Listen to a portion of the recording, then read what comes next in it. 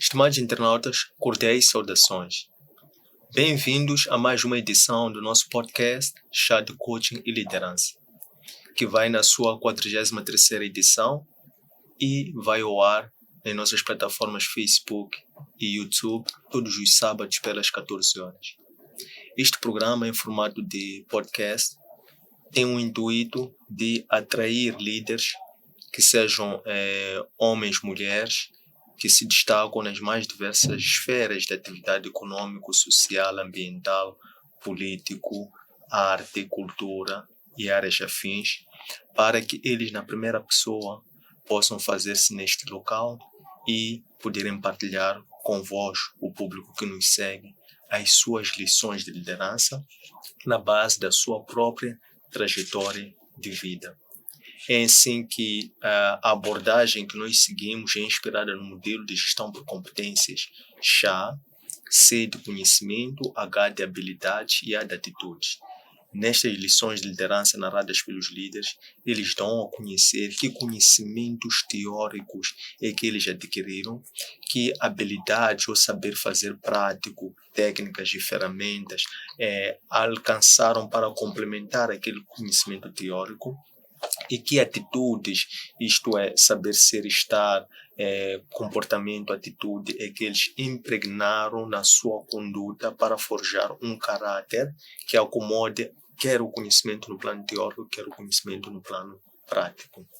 E como tal, a técnica que nós usamos é a comunicação, pois sabemos que se a liderança está para a comunicação também está para a liderança. E a comunicação para a liderança é uma ferramenta através da qual os líderes partilham as suas ideias de forma fluida, corrente, clara e sólida. Então, como tal, este é um espaço, é uma forma pelo qual os líderes conectam-se, partilham e juntos crescem, com a ambição de contribuir para a formação de uma sociedade moçambicana de líderes que sejam conscientes, responsáveis e empáticos. Temos como líder convidado para o dia de hoje Rogério Marques Júnior, ele que é licenciado em jornalismo, consultor internacional em comunicação, especialista em mobilização de fundos e em desenvolvimento de projetos sociais. Isto e muito mais, na primeira pessoa, Rogério Marques, bem-vindo ao nosso podcast. Muito obrigado por este convite, é um prazer estar aqui, poder conversar sobre aspectos tão relevantes que têm que ver com liderança, que considero serem a força motriz para o desenvolvimento de qualquer, diria, nação. Muito obrigado, Antônio. Muito obrigado, Rogério. Disse assim algo muito robusto, estruturante. Estava a enquadrar e inserir a liderança na matriz das forças que capitaneiam ao desenvolvimento de uma nação. Sim. Neste plano, eu gostava de compreender como é que vê a liderança do país, a liderança moçambicana, como é que descreve ou caracteriza a liderança moçambicana, e se quiser pode-se olhar em específico para juvenil, empreendedora juvenil. Exatamente. Bem, eu acho que a nossa liderança em Moçambique, se fosse para caracterizar, eu diria que estamos em ascensão e estamos na fase de descobrimentos. Nota-se hoje em dia uma grande avalanche de jovens que têm entrado para o caminho, o ramo do empreendedorismo, e necessariamente estes jovens também são buscados ou forçados a aprender a liderar, mesmo que não tivessem aprendido a liderança em tanto que tal no seu histórico, não é? E isso agrada-me, quer dizer, ver jovens que estão a pautar por este caminho de empreender e ao mesmo tempo aprender a liderar. E há vários exemplos por aqui na praça, sem querer mencionar nomes, e são jovens que tu vês que têm adotado posturas, diria, de padrões internacionais de liderança, que colocam os jovens a pé de igualdade de um empreendedor que, por exemplo, esteja nos Estados Unidos da América.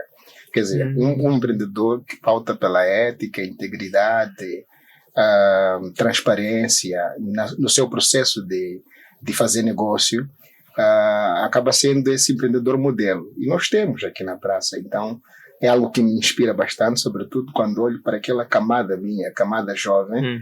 É uma camada muito promissora. Há pessoas aqui que começaram de muito baixo, que hoje são jovens inspiradores, que estão a furar o mercado internacional, mesmo a partir de Moçambique. Quer dizer, uma empresa fora do país que acredita no jovem moçambicano, isso é um sinal claro de que há jovens com perfil de liderança e perfil de empreendedor, de empreender uma ideia que se pode equiparar a um empreendedor internacional que esteja fora deste panteão. Então, são estes jovens que acredito serem estes modelos que vão aos poucos transformar aquela liderança que nós estamos muito habituados a ver na nossa praça, que é uma liderança que, quer dizer, quem chega até a ser a liderança, que é aquele modelo do empregado-chefe, e que o chefe manda, o empregado tem que cumprir, e que o chefe não faz nada pelos empregados, é que tem que fazer tudo, e toda a visão da empresa é deixada na mão do empregado. E estamos a ter uma outra visão em que os jovens dizem, não, se eu vou empreender, eu vou estar à frente, claro, não vou estar sozinho, vou estar com os outros, e vou reconhecer o contributo que cada um tem dado para o desenvolvimento deste meu empreendimento, né? E é verdade que as empresas devem ter marcas, devem ter alguém à frente, mas isso não significa que aquele que está à frente está a trabalhar sozinho. O sucesso da pessoa, o brilho da pessoa, há um conjunto de pessoas que estão ali atrás a trabalhar e a apoiar, e acredito que este sucesso tem muita relação com a forma como a pessoa lidera a sua equipe. É por isso que eu fazia essa relação.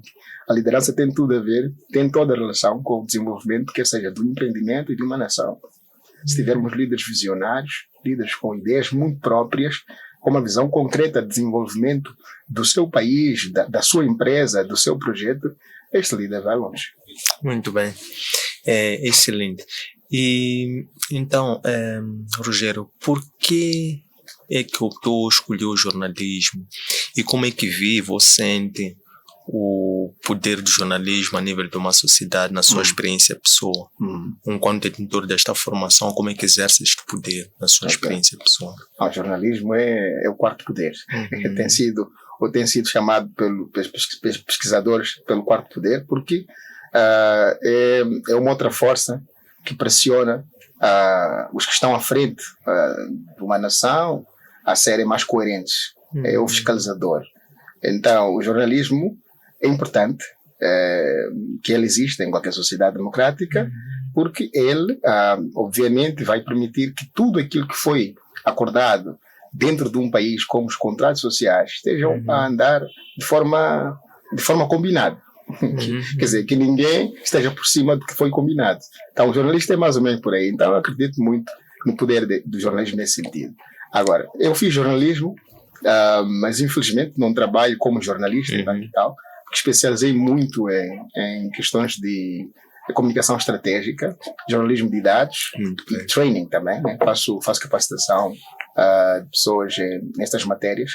E, embora tenha passado em algumas televisões, rádio da praça e mesmo imprensa escrita e tal, e não me arrependo de ter feito jornalismo tanto e tal, porque se eu olho hoje o mercado de trabalho em Moçambique, eu digo que todo aquele que fez comunicação, fez jornalismo e fez de facto, não pode ficar sem emprego neste país, porque as empresas todas estão a acordar, estão a perceber que a comunicação é importante, estão a criar departamento de comunicação, e quem vai ser especialista de comunicação é o jornalista, a pessoa que fez o jornalismo, a pessoa que conhece a relação entre público e empresa, a pessoa que sabe como manipular a informação e vender uma imagem mais coerente da empresa para o potencial cliente, né?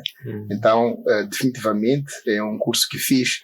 Primeiro, não foi por opção própria, preciso deixar muito claro aqui, porque eu antes de fazer o jornalismo, aliás, na 10ª classe, em Moçambique, como sabe, depois da 10ª classe, tu transitas para a 11ª, então tens que escolher o grupo A, B, C.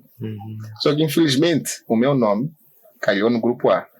E eu digo infelizmente porque na décima classe para baixo, eu sempre dei-me bem em ciências. E era bom em matemática. E meu sonho era ser professor de matemática. Até naquela altura. Só que na mesma altura eu já fazia rádio, programas infantis e tal, não sei o quê. Então, quando eu fui calhar no grupo A, que é o grupo de letras, eu tive que... Tentei trocar até certa medida de grupo, mas não consegui. Tive que me adaptar. Tive que ler muito, porque ali é só leitura. O grupo era só leitura. Tive que começar a ler muito. E quando terminei o grupo, 12ª, eu vi que a única alternativa que eu tinha nas mãos, tendo em conta a minha experiência de infância da rádio, só podia ser jornalismo. E concorri à universidade, passei, e fiz jornalismo, e hoje não me arrependo. Acho que foi diria um projeto de Deus. Muito bem. É um projeto de Deus. Excelente. Nessa ordem de ideias, entende que a área de comunicação seja o seu propósito de vida, e já agora qual seria o seu propósito de vida? Aceitou com facilidade essa transição do seu sonho de ser professor de matemática para depois ver-se a materializar o seu propósito no campo profissional, exercendo na indústria de comunicação? Definitivamente. Quando eu vou fazer jornalismo, na verdade eu não tinha ainda uma ideia clara do que eu ia fazer da minha vida, porque eu desde sempre tive uma postura muito simples. A minha postura de vida foi abraçar qualquer oportunidade que me viesse, desde muito pequeno, e isto foi me permitindo saber o que é que eu sou bom, no que é que eu sou bom, e no que é que definitivamente eu devo abraçar profissionalmente. Já fiz muita coisa nessa vida que depois me arrependi de ter feito, e depois aperfeiçoei-me, outras coisas saíram bem, as pessoas já gostaram. Então, muito mais tarde, em 2016, 17, se não estou a errar, 16 sim, eu comecei a pensar numa possibilidade de criar uma associação que pudesse usar os poderes de comunicação para advocar em prol dos direitos humanos, boa governação e acesso à informação. Mas isto ao nível da Zambésia. Era um modelo de negócio que eu tinha pensado, ainda estava a estudar aqui, e eu disse que não, eu tenho que fazer isto. Havia também um discurso muito premente naquela altura de que as pessoas que vêm das províncias, vêm a Maputo, depois não voltam, ficam aqui. Então eu queria desconstruir esta ideia de que é possível voltar à província e ter sucesso lá. Eu desenhei o projeto da associação, informei-me como é que essas associações funcionam em Moçambique, fui ler e quais são os passos para registrar e tudo. Então fiz o registro da minha primeira empresa social, que é uma associação, em 2017, com um grupo de amigos. Formamos a associação, chama-se Cidadãos de Moçambique, a Associação Cidadãos de Moçambique. Formamos em agosto de 2017. Quando nós formamos aquela associação, muita gente não acreditava do poder que aquilo ia ser, ou da transformação que ele ia criar, tanto ao nível da governação, da Zambésia, tanto a nível da vida das pessoas que iam lá trabalhar. Nós não tínhamos dinheiro. Evidentemente, não tínhamos dinheiro nenhum. Então foi daí onde eu tinha que usar a comunicação, a ciência de comunicação que eu estudei, para gerar dinheiro naquela empresa. Então o que aconteceu? Primeiro passo, já aqui é uma questão de estratégia que estou a partilhar. Primeiro passo, tivemos que pensar o que é que nós temos em termos de recursos, e com os recursos que temos, o que é possível fazer para atrair pessoas. Primeiro, nós não éramos conhecidos. Então, o que é que fizemos? Desenhamos um projeto na altura chamado Tardes de Rompimento. Tardes de Rompimento era um projeto que a visão básica era engajar jovens através do rap, através do hip-hop. Mas não era um rap qualquer, era improviso que falava, por exemplo, de problemas de educação, na saúde, estrada, infraestrutura. Crítica social. Mas crítica social. E nós fizemos aquele movimento. Criamos um grupo chamado RBB, que estava acoplado à associação, e usávamos nossos próprios telefones, e eu me lembro que levava na altura o aparelho que eu tinha lá em casa para o sítio público, às vezes era em casa de alguém, usávamos a energia dele. O que é que nós fazíamos? Uma coisa que nós fazíamos, depois daquele evento nós garantíamos que filmávamos e punhamos no YouTube. Assim de cada. Assim, 2016. Isso, 2017. Punhamos no YouTube.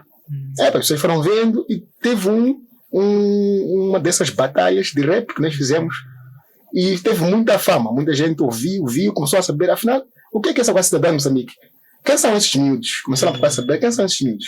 Nós estávamos a fazer a nossa história, porque não tínhamos história, com fundos próprios.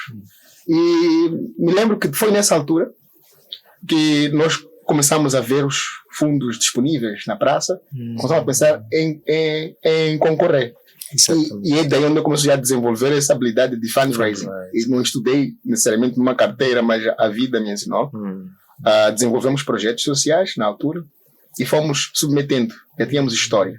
Conseguimos, graças a Deus, o primeiro doador, mesmo no final de 2017, entramos com o primeiro doador. Depois vieram mais outros, ficamos com quase os 5 doadores, não posso aqui mencionar os nomes.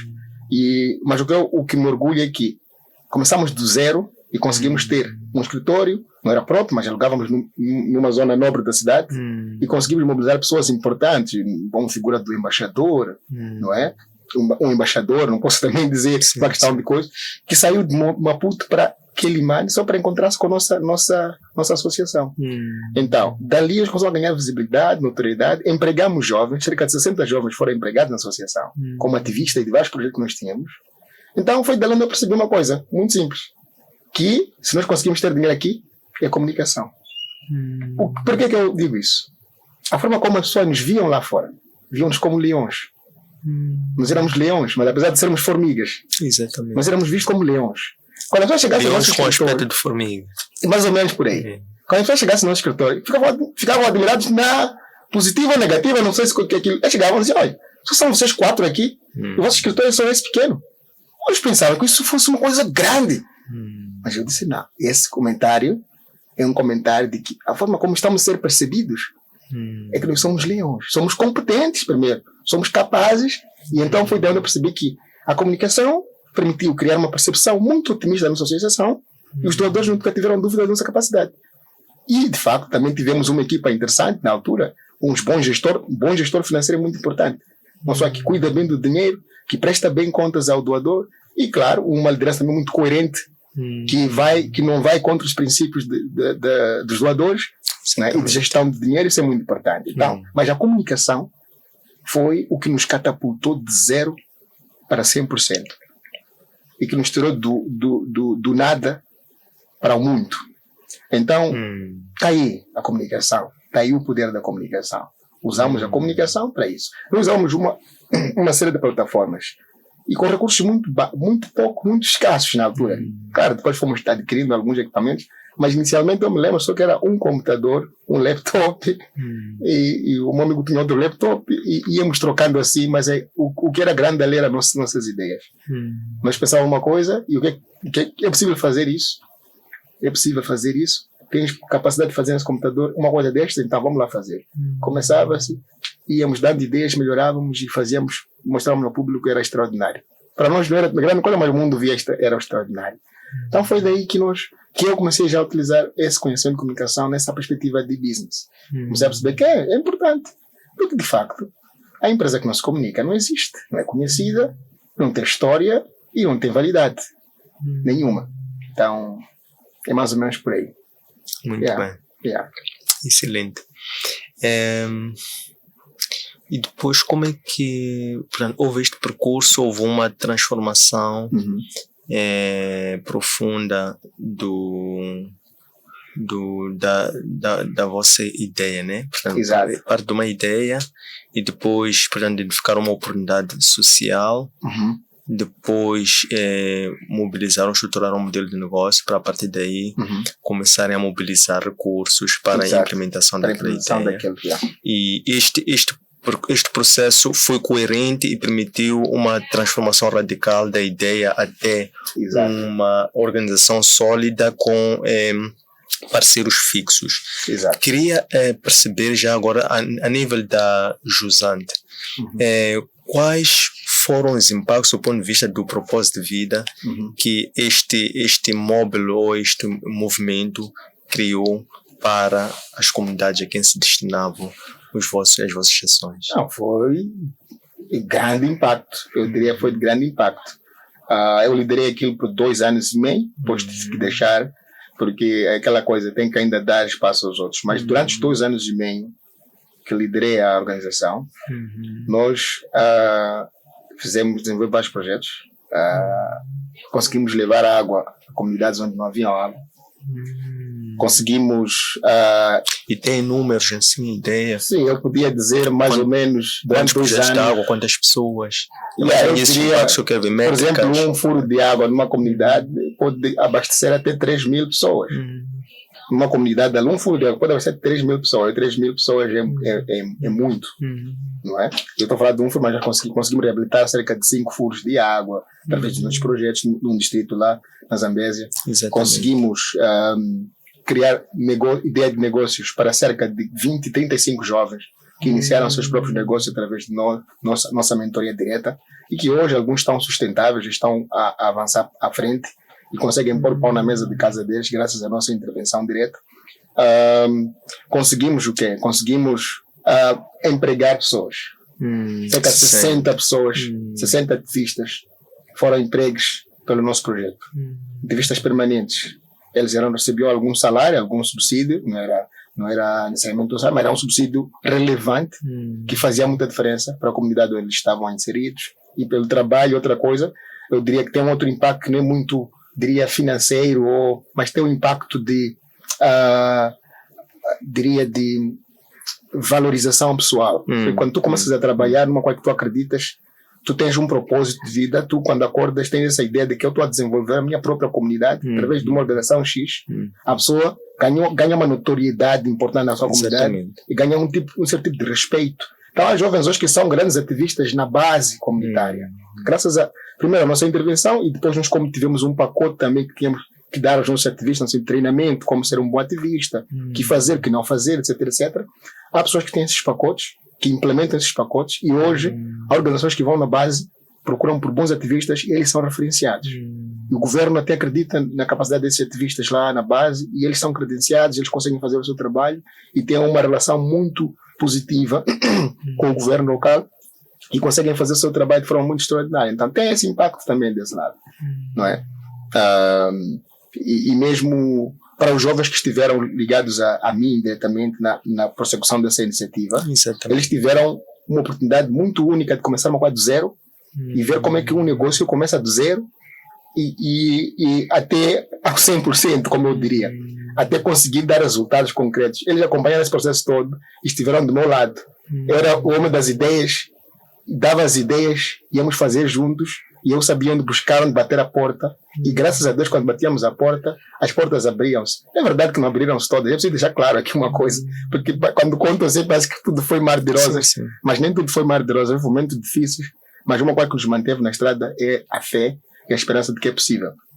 E tu brilhares a partir da Zambésia para o mundo é diferente de brilhar a partir de Maputo para o mundo.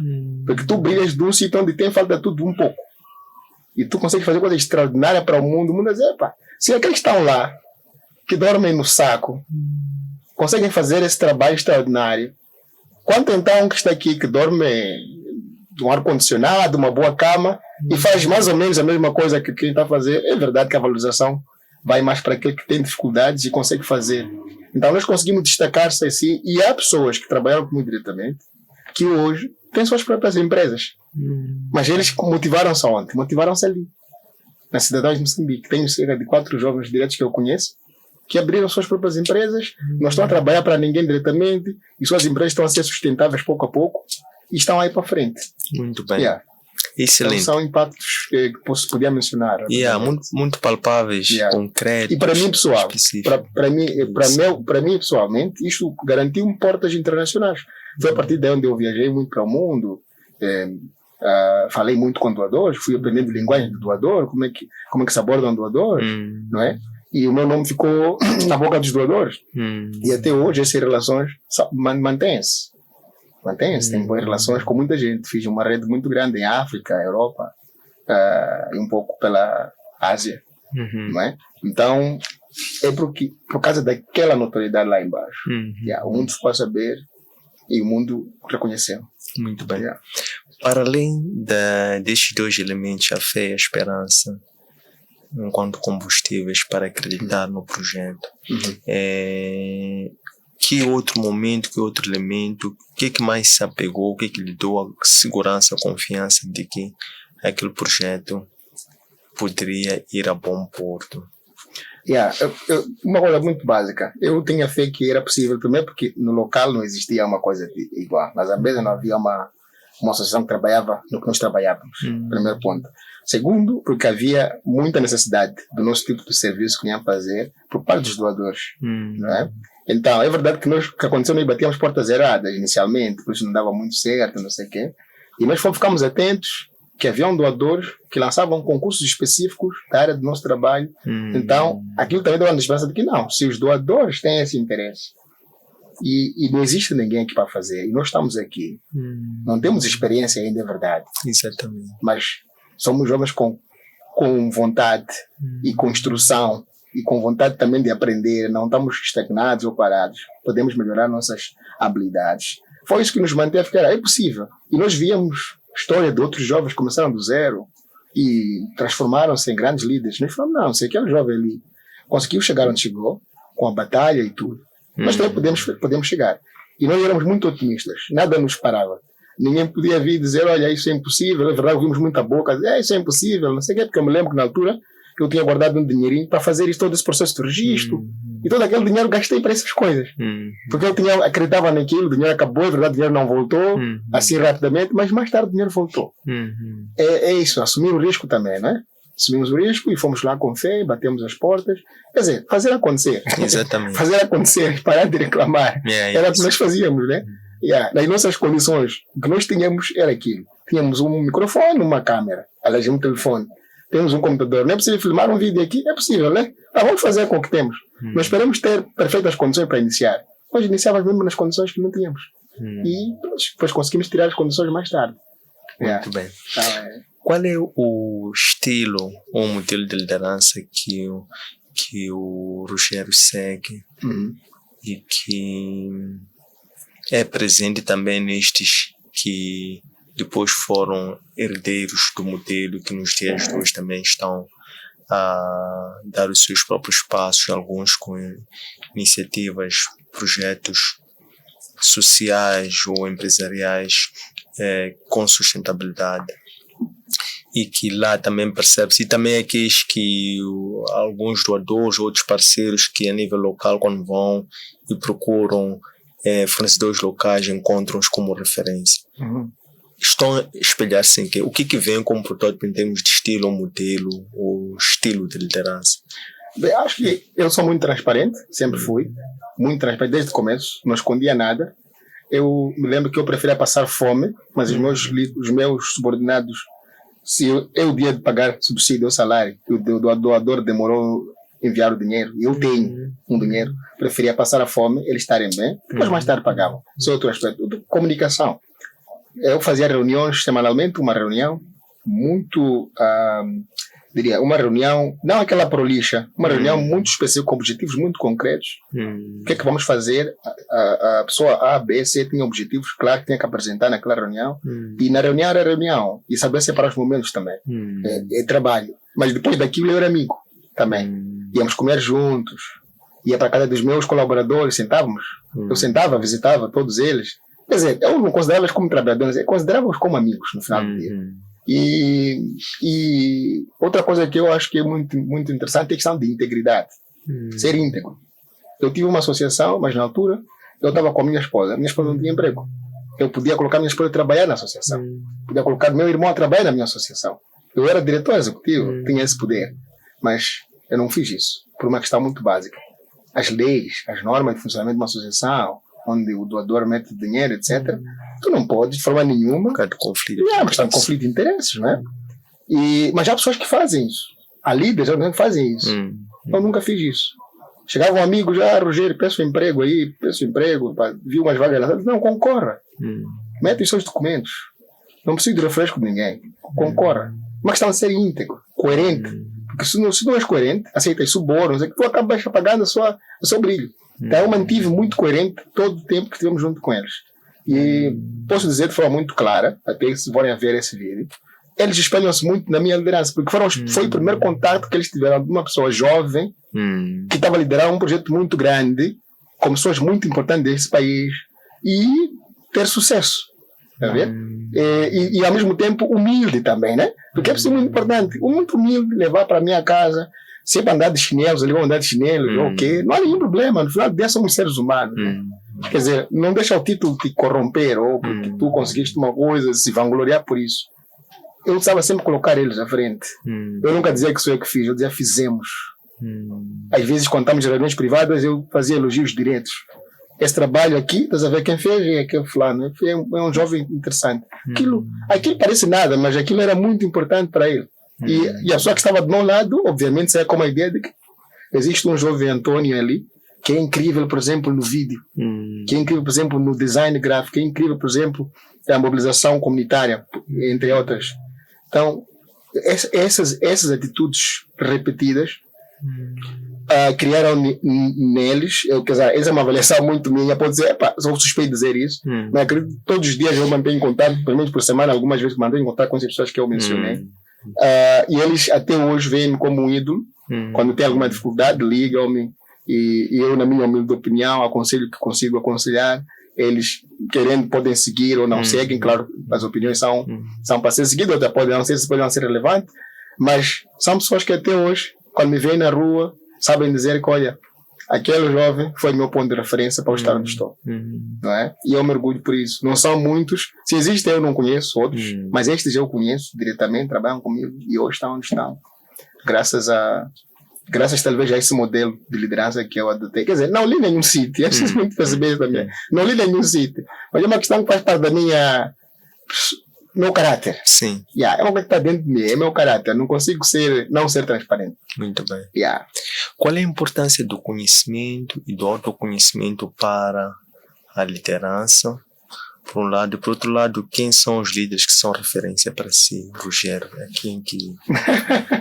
essa pergunta... acho que conhecimento é tudo. Claro, sem conhecimento, tu não fazes nada, não é? Conhecimento é muito importante, mas aqui tem um ponto. Ninguém devia te dar. Conhecimento está aí, disponível hoje em dia com a internet. É só uma questão de sentar, dar-se tempo e buscar aprender o que tu queres aprender. Dar-se tempo e aprender o que tu queres aprender. Hoje em dia não se inventa a roda já foi inventada. O que se faz é ver qual é a roda do amigo A e talvez tentar melhorar. Se a roda vai dessa forma, talvez a tua vai de uma outra forma, mas tudo é roda. Então, conhecimento é muito importante. O líder tem que ser uma pessoa que tem contato profundo com os livros.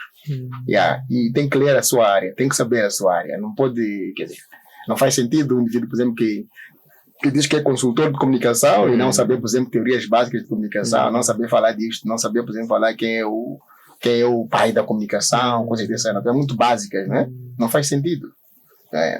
Então, o líder tem que ler, tem que atualizar-se todos os dias. O que está acontecendo no seu ramo de trabalho?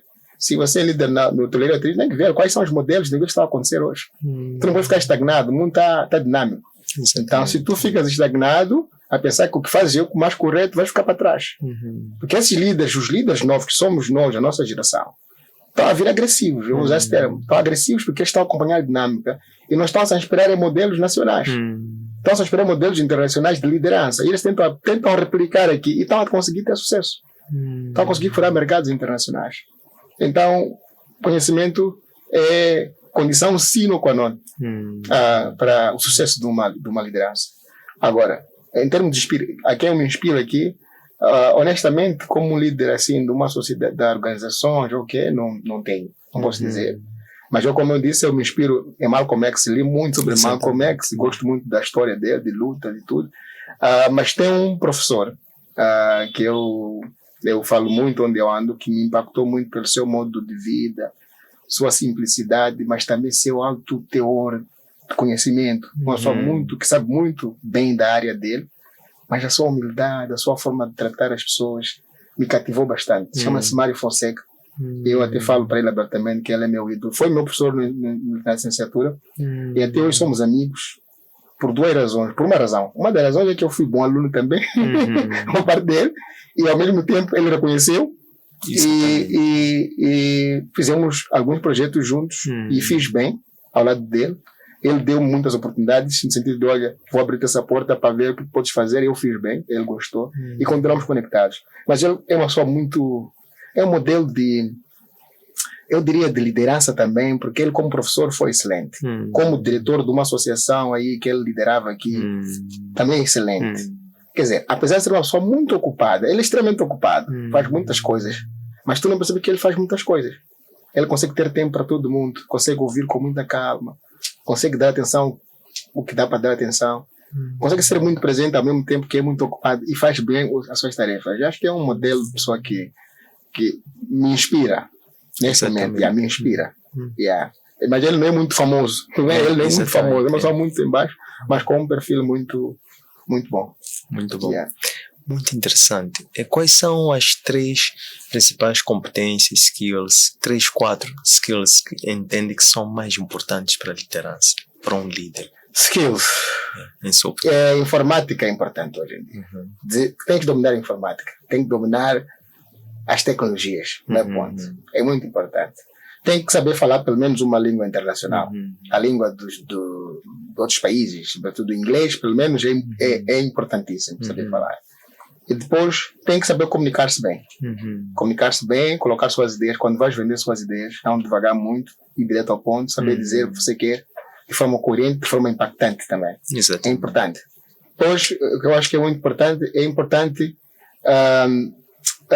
eu diria, como é que parece um pouco próximo a isto aqui, mas sobretudo aos jovens que estão a querer entrar no mercado de trabalho, eu tenho dito que é importante estar disponível ao voluntariado, né? Eu digo voluntariado, é muito importante que o jovem tenha uma predisposição de voluntariar-se em trabalhos comunitários. Sim. Por mais que não deem dinheiro hoje, mas ele vai buscar uma coisa ali, é conhecimento.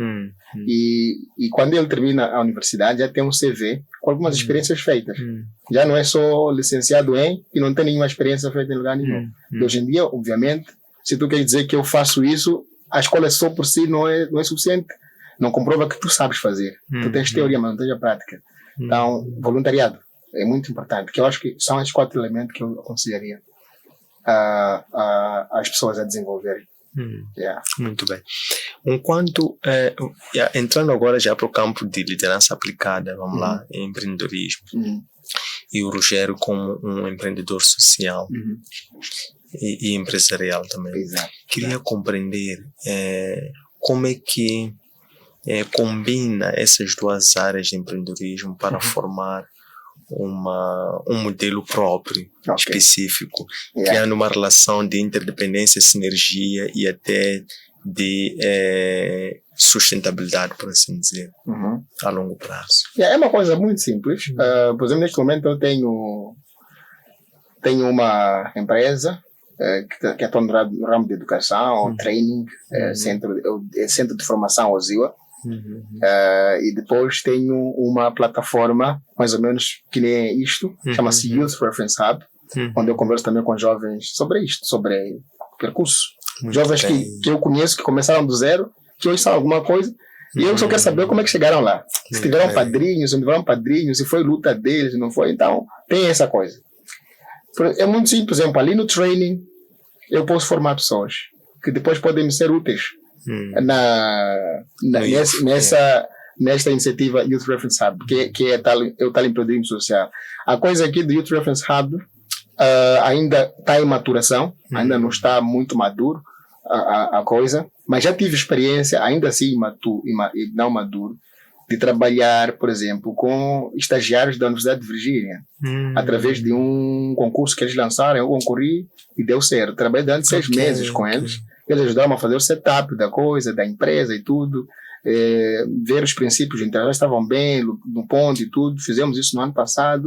E neste ano é o ano que eu já estou a pensar em fazer um scale-up da coisa, né? Então, se me perguntam de sustentabilidade entre todas as coisas que eu faço, não conseguir dizer assim, tipo, diretamente, mas eu posso dar esse exemplo dos que vão ser formados, por exemplo, no meu centro de formação. São potenciais colaboradores voluntários, eu preciso frisar isso, na Youth Reference Hub. Porque ali no centro de formação eu posso ensinar a editar vídeos, posso ensinar a manejar redes sociais, posso ensinar a desenvolver planos estratégicos de comunicação, posso ensinar uma série de coisas. E depois qual é o campo prático? Eu dou um espaço prático. Está aqui a Youth Reference Hub, tem esse desafio, desenvolve lá uma coisa assim, então, por exemplo. E a pessoa tem automaticamente uma experiência e pode futuramente ser um colaborador a longo prazo daquele projeto, daquela ideia, e ficar por lá por longo tempo. E serem eles próprios também que vão pegar a iniciativa para lá para frente. Porque é preciso é preciso olhar isto, que nós não somos eternos, temos nossas ideias, mas é preciso tu passar a sua visão para os outros. Os outros, em caso de tu partires para outra, serem capazes também de seguir com aquela visão. Para tu não ires com a tua visão. E tu ficas, a tua marca fica, o teu nome fica, e as pessoas vão dar seguimento. Tá? É mais ou menos nessa perspectiva que eu estou a pensar. Nesse momento tenho duas empresas. Uma de consultoria, e outra é esta de formação, e esta iniciativa é a parte da empresa social, que chama-se Utilização.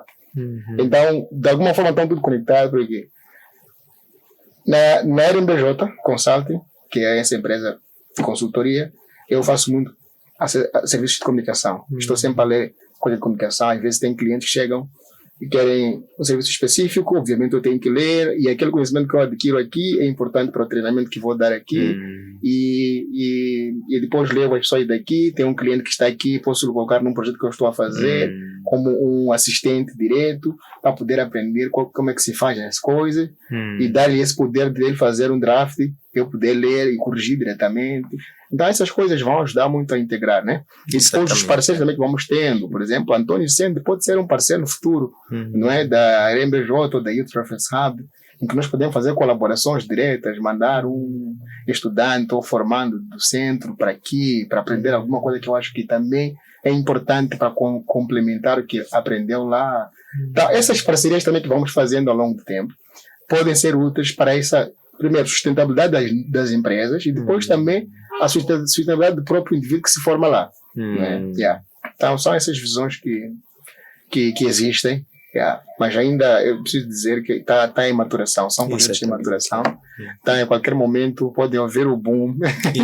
Podem estar a estudar como sair da manta. Exatamente. E agora, como um mentor de vários outros jovens empreendedores em formação, outros que o seguem pelo trabalho, inspiram-se nele, como é que sente que é a reação deles quando transmite a sua experiência prática, dizendo que eu, quando comecei os primeiros passos, comecei com a minha própria ideia, não tinha material, não tinha capital, tinha ideia. E acreditei, levei à frente, levei adiante. Quando a maior parte dos jovens elencam ou entendem que o recurso mais importante, por exemplo, é capital, ou é o material, como é que vê a receptividade deles e depois como é que, na base da sua própria experiência, corrige esta má percepção, que é uma viés. Como é que corrige, como é que contribui para... Uma pergunta muito profunda. Hoje em dia, eu não vou dizer diretamente das pessoas que eu mentorei ou que estão a seguir o caminho por si próprios. Eu vejo muita gente hoje desempregada, mas que foi à universidade. Ficou lá 4 anos, está desempregado. O meu comentário com essas pessoas é que eu às vezes não sou muito a dizer que meta o CV no sítio X, não sei. Eu acredito muito que é possível. Não estou a dizer que todos nós temos que ser empreendedores e perceber isso, mas eu acredito muito que é possível que o indivíduo com conhecimento, em qualquer área que seja, possa iniciar uma ideia revolucionária e ser uma referência. E eu tenho dito, por exemplo, o mercado moçambicano, neste momento é um mercado muito fresco. É um mercado que faz o básico. Não está indo alguém a fazer extraordinário. E se aparece alguém a fazer uma coisa extraordinária num nicho específico, essa pessoa obviamente vai conseguir ter clientes, vai conseguir ter notoriedade, vai conseguir ter credibilidade, etc. Agora, a recepção destes comentários, porque eu depois de dizer isso, eu digo que eu próprio sou exemplo disto. Saí da faculdade, é verdade, fiz alguns trabalhos, consegui poupar alguma coisa, mas eu tinha uma ideia, abandonar um emprego para ir fazer uma ideia do zero. E sem saber onde bater as portas, não sei o quê. É uma questão de arriscar-se.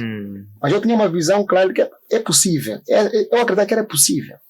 Eu acho que tinha conhecimento suficiente para buscar o que eu tinha que buscar. Acho que tinha lido muita coisa aí de motivação que depois me criou esta fé incrível que ninguém podia me parar. Tá vendo? E eu tenho usado outro exemplo muito básico. Quando eu vim para aqui, para Maputo, eu vendi aqui crédito na rua. E vivi numa casa muito básica aqui no Polana Caniço. Aqui. É só imaginar um quarto de 600 meticais por mês. Como é que era? Porque normalmente os preços é que são 1.000 e tal, ou 1.500 é o quarto básico possível. Mas eu pagar 600 é só imaginar. Vivi mal durante muito tempo nesta cidade. Mas graças a Deus, mais uma vez, a postura de abrir essas oportunidades, mesmo sem ganhar nada, é a postura que vai te abrir várias portas. O que aconteceu? Na altura, eu era usado na faculdade, porque tinha algum conhecimento de, por exemplo, produzir cartazes. Chegava um professor, Rogério, peço para produzir um cartaz, há um evento X. Estou lá a produzir. Rogério, estamos a pedir para fazer um discurso, elabora lá um discurso aí do diretor, ou que eu estava lá a produzir. Para elaborar um PowerPoint bonito aí, não sei o que, da apresentação, eu estava ali. Não fazia gratuito. Exatamente. Mas eu estava a ganhar uma coisa muito básica. É quando você aceita fazer coisas gratuitas do seu chefe, seja do seu superior, automaticamente você está a ter poder sobre ele indiretamente. Isso eu percebi muito tarde, não percebi naquela altura. Certo. Mas hoje eu percebo que quando tu fazes isso, tu estás a ter um poder, estás a ter um poder sobre o seu chefe indiretamente, porque o seu chefe, primeiro ponto, confia em ti. Segundo ponto, ele acredita que qualquer problema naquela área, ele sabe em confiar. E é você. E um dia ele vai te dar uma oportunidade que tu vais ganhar dinheiro. E obviamente aconteceu. E hoje, apesar dos problemas todos que eu passei nessa cidade, eu tenho casa própria, vivo minimamente, quer dizer, faço parte de pessoas que vivem minimamente seguros, não é? Tenho o que comer, tenho onde dormir, isso para mim é o básico. Não tinha isso. Como consegui ter aqui, foi exatamente essa postura de primeira abertura, não sei o quê. Então eu conto isso aos jovens. Exatamente. Mas os jovens não acreditam hoje. Eu não sei porque que os jovens não acreditam. É como que ouvem e depois ficam parados, não fazem nada. Outra coisa, lê muito, ouve muitos podcasts, ouve muita aquela coisa de motivação, mas não saem da cadeira. Porque eu tenho dito, tu podes ouvir milhões de áudios de motivação. Porque o que tu precisas é de motivação. O que tu precisas de ação. Motivação é importante, mas tu tens que, mesmo sem motivação, ter ação. Porque se tu ouves e depois não fazes nada, e depois os livros são corretos, os livros dão todos os passos. O primeiro passo é esse. Primeiro testa lá então, senta, faz. Os jovens não estão capazes de fazer isso. Estão completamente desesperados e com a ideia de que, por ter licenciatura, o mundo lhes deve favor. Ou o Estado lhes deve favor. Então, se eu estou licenciado, o Estado tem que me empregar. Esse Estado é uma coisa que não presta porque não me está a empregar.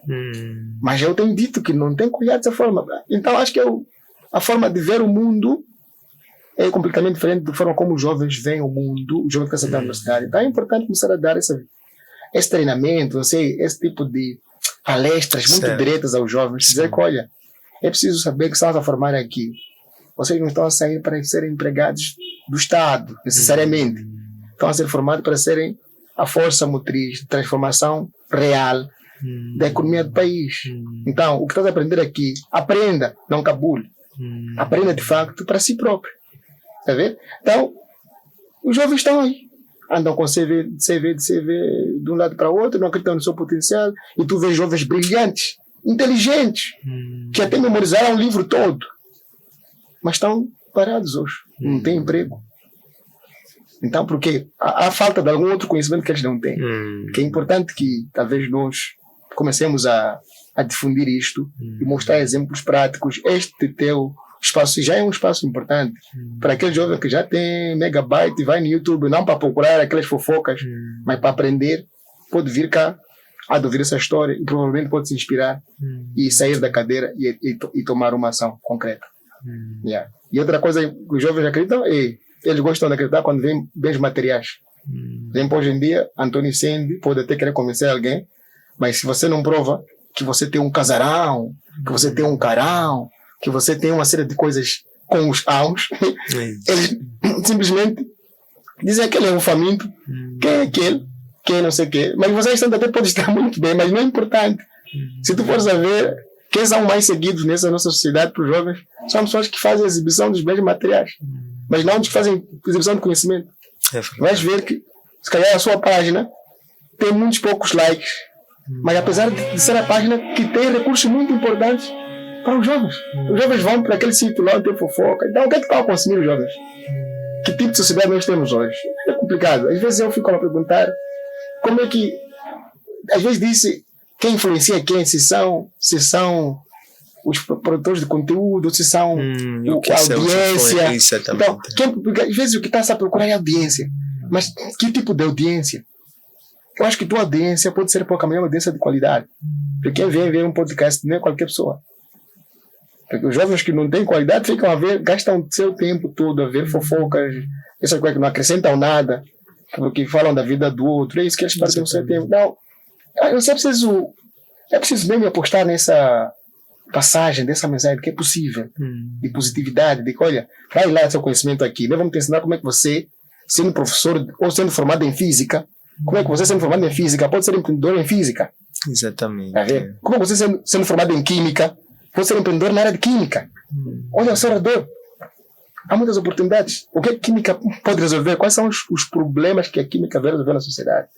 Já pensaste nisso? Ou só pensas que pode ser professor? Não, é preciso fazer isso.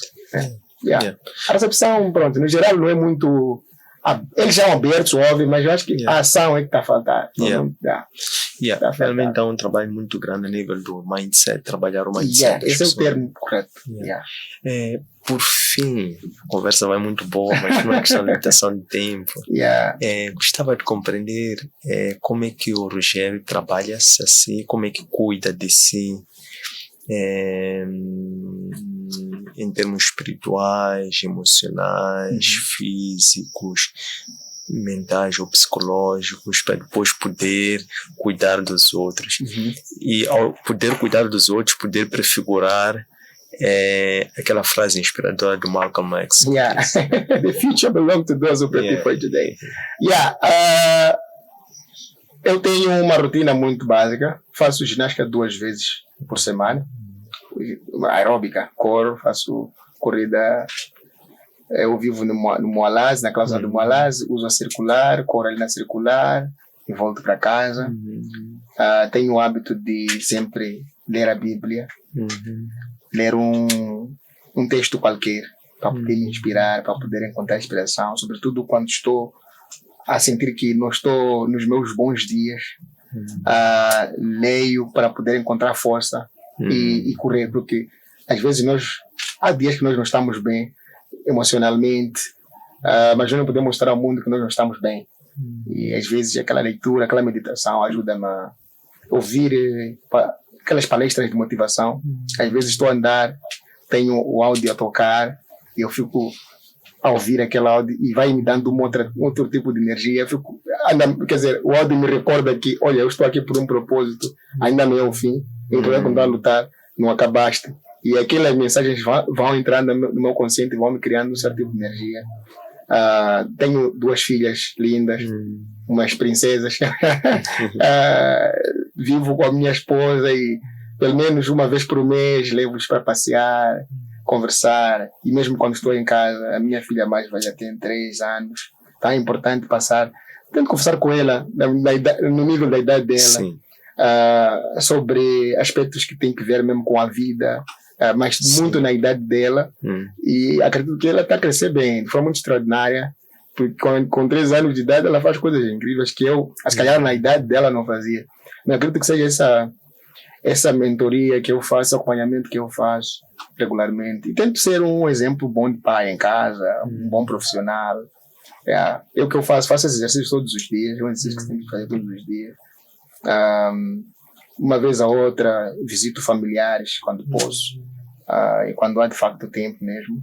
Quando não há, dedico à família nuclear, que é isso. A gente passa muito tempo fora de casa e quando voltamos tentamos focar isso. Então, tecnicamente, leituras, meditações, ginástica e aproveitar o tempo com a família.